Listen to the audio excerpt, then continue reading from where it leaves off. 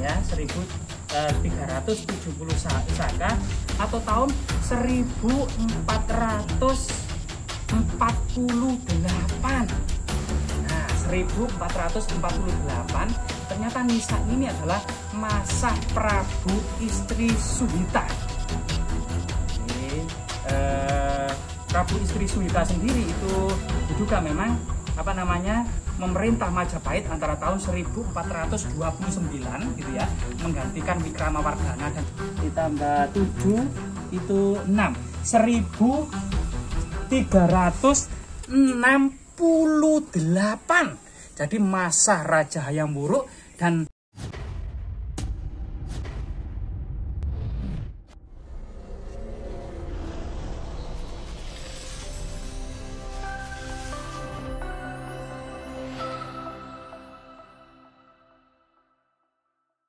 Putri Campa ya, jadi tahun 1815 Wardenar utusan Letnan Gubernur Jenderal Thomas Stamford Raffles itu berkunjung ke Trowulan dan juga menemukan sebuah situs dalam laporannya yang bernama Pasarean Putri Campa.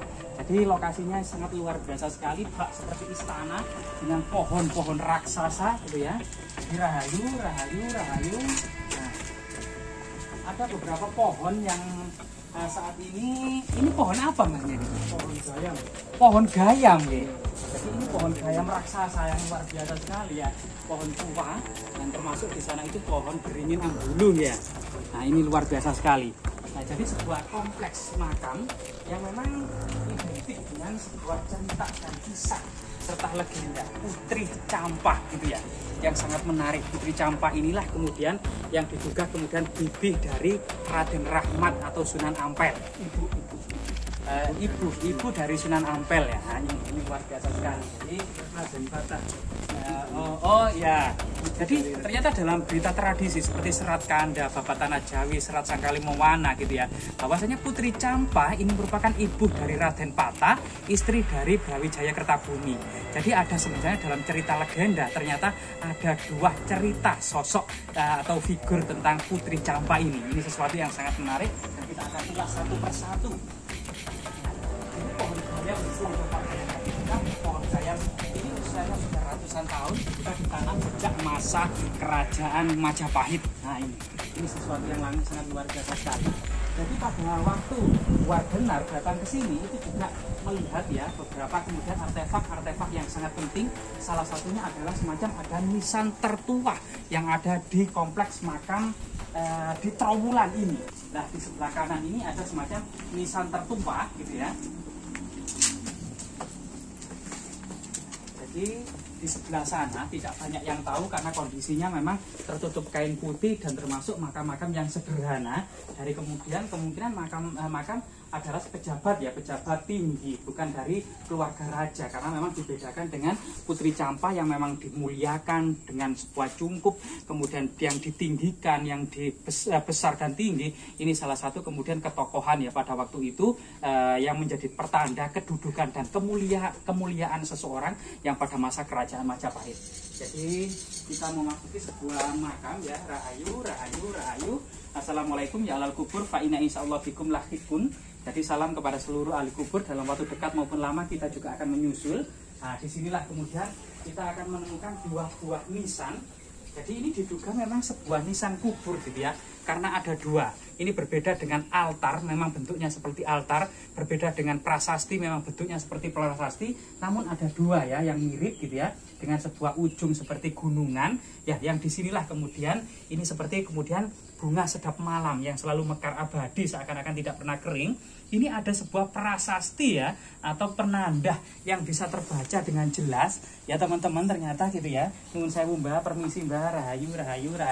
Mangke kita tutup kembali.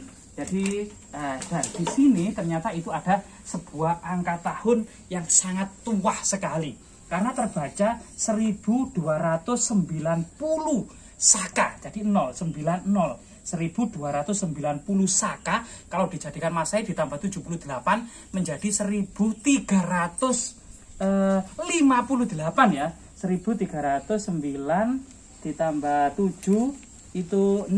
1360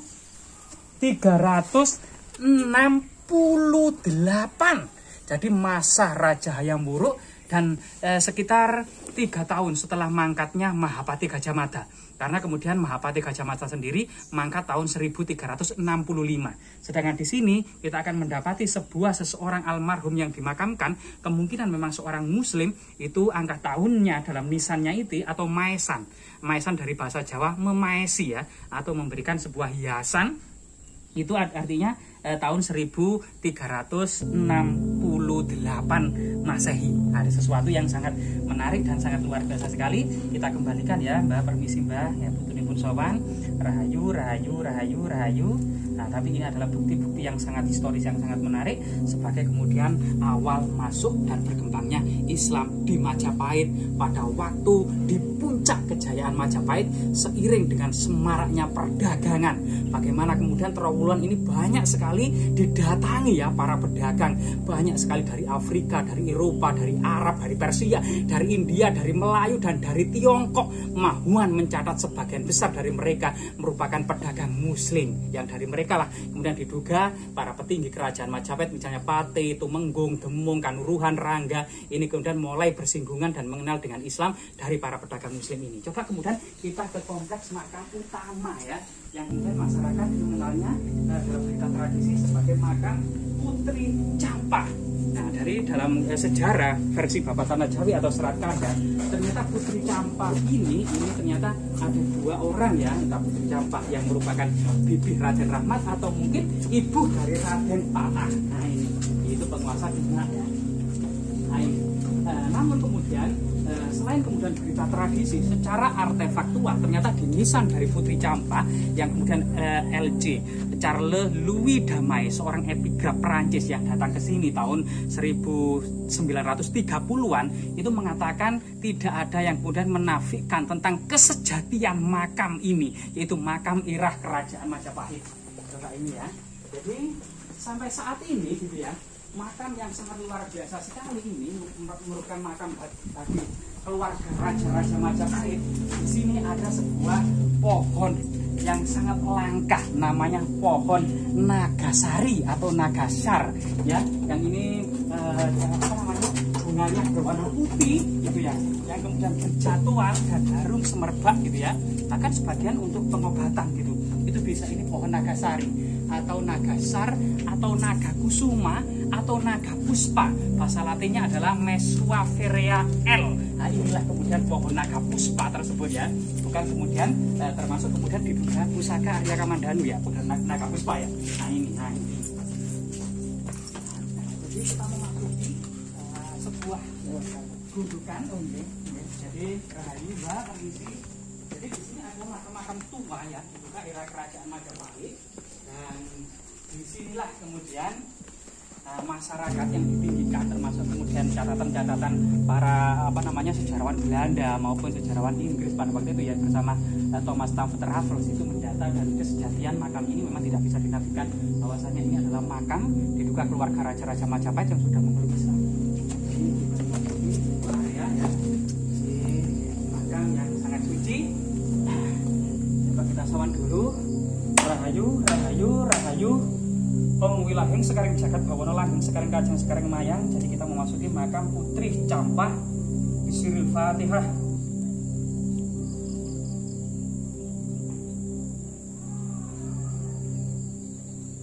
Ya.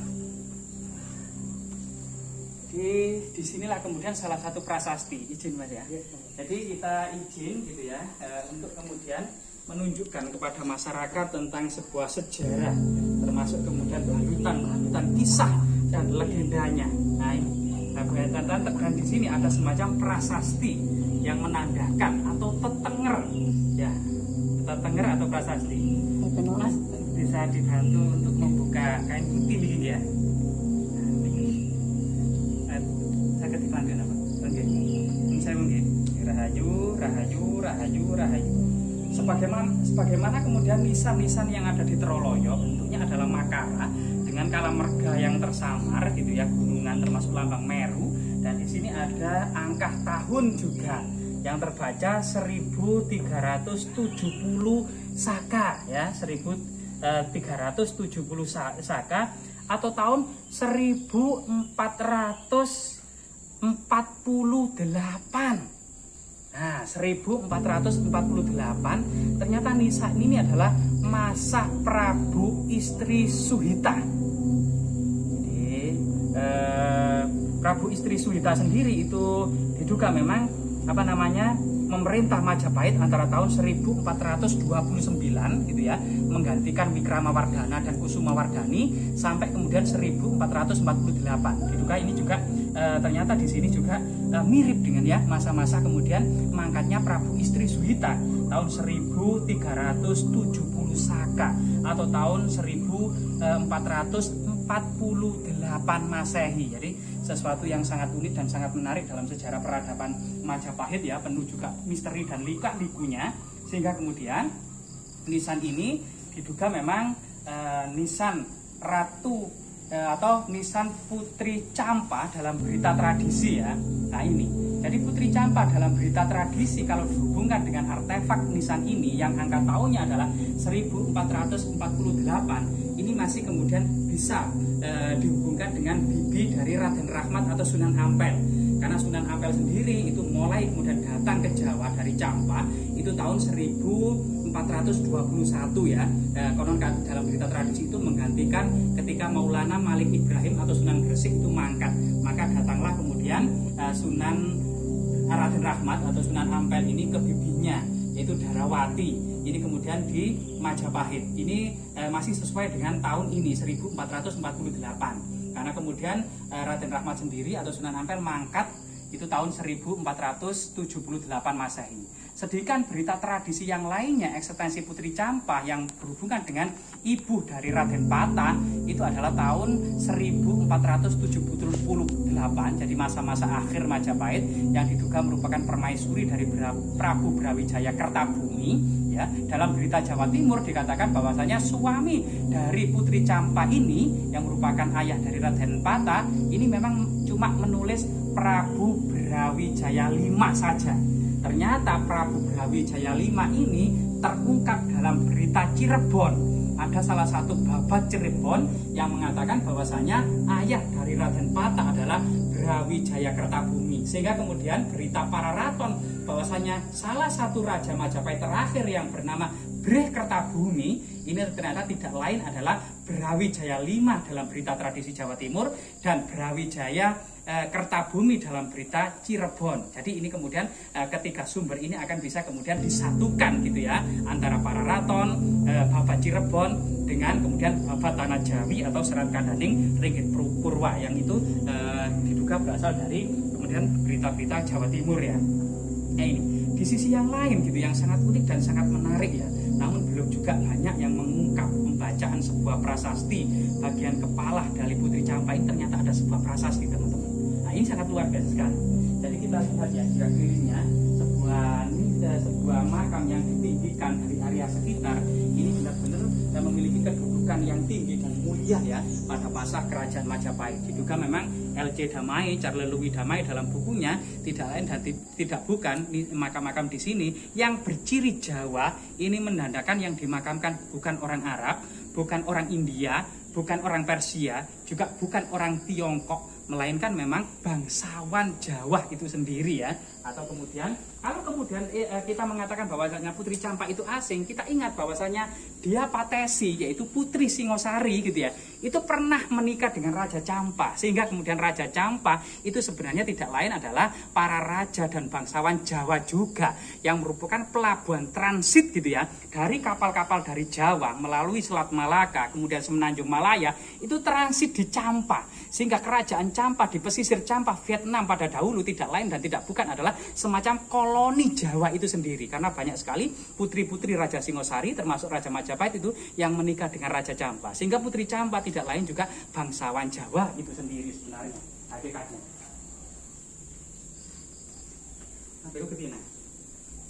Nah di terbungkus kain putih sini ya yang sangat menarik adalah adalah sebuah prasasti. Jadi Mbak, permisi Mbak, putunipun sowan, mangke kita kembalikan lagi gitu ya teman-teman. Ternyata kenapa? Ini gue kecokot. Enggak buatan ada gitu, cuman batu biasa. Maksudnya mboten enten tulisannya. Yang ada tulisannya hanya satu itu. Jadi ini batu biasa. Batu nisan biasa. Loh. Jadi di sini ternyata memang sangat gaib dan sangat misteri, teman-teman ya. Terkadang ada tulisannya, terkadang buatan enteng. Iya, yang 3 ini enggak. Kita Pak, yang di sini ada tulisannya, Pak? Mboten wonten. Kula nek bersih mboten wonten. Sing mriko napa? Sing gede tok niku. Sanes niku, sanes. Kemungkinan sudah dipindahkan ya pada masa, jadi pada laporan-laporan Belanda pada masa waktu itu. Nah, di sini teman-teman kelihatan. Oh, wonten. Niki Pak.